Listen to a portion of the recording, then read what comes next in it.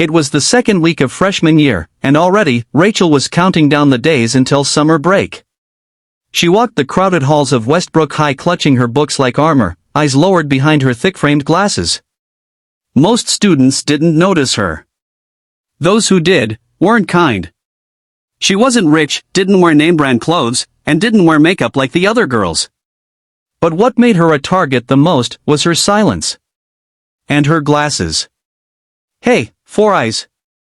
The voice cut through the hallway noise like a whip. Rachel's heart sank. It was Derek. Derek Miller. The Golden Boy. Captain of the wrestling team. Loud. Popular. Cruel. He swaggered toward her with his gang of friends Sean, Ryan, and Brent right behind him. The crowd parted for them, like they always did. Rachel kept walking, faster now. But Derek wasn't done.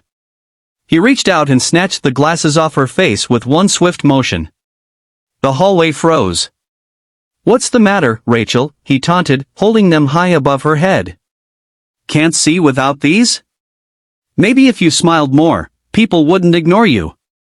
She reached for them calmly, without saying a word. But instead of handing them back, Derek tossed the glasses across the hallway. They clattered and skidded into the lockers. Rachel took a slow breath. Then, without warning, she grabbed Derek by the wrist, twisted under his arm, and flipped him hard over her shoulder. His body slammed into the floor so hard that a hairline crack formed in the hallway tile beneath him. For a moment, nobody moved. The sound of his body hitting the floor echoed through the stunned silence. Rachel bent down, picked up her cracked glasses, and looked directly at the group of boys. "Don't touch me again." Her voice was quiet. Steady. Terrifying. 3 weeks earlier, Rachel had just moved to town. Her dad, Thomas, had taken a night shift job at the factory after her mother passed. The move had been hard on both of them. Rachel spent most of her nights alone. But one evening, after a particularly rough day, she wandered into a local gym while walking home. Inside, she saw a woman mid-30s, strong, fast, powerful, teaching self-defense to a group of teenage girls. The woman noticed her. "You want to join?" Rachel hesitated. Then nodded.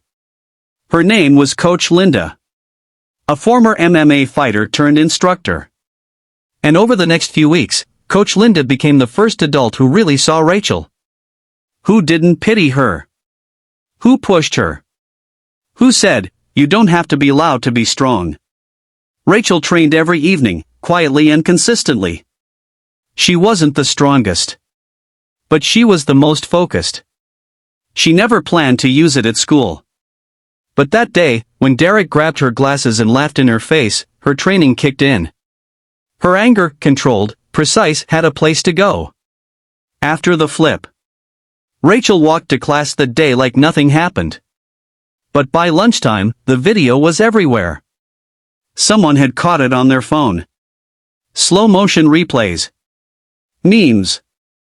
Zoom-ins of Derek's shocked face mid-air. The internet had crowned Rachel the silent storm.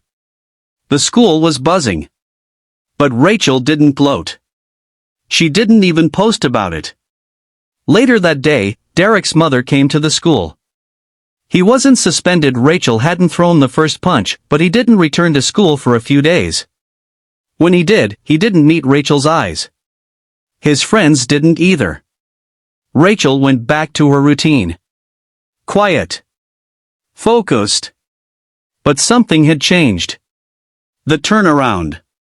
In the weeks that followed, more girls started coming to Coach Linda's gym. They said they saw Rachel in the video. Some had been bullied. Some were just afraid to walk alone. But all of them saw in Rachel something powerful, proof that you don't have to be loud to be strong. That defending yourself isn't violence, it's courage. Rachel didn't become popular. She didn't want to be. But people respected her now. More importantly, she respected herself. Final scene.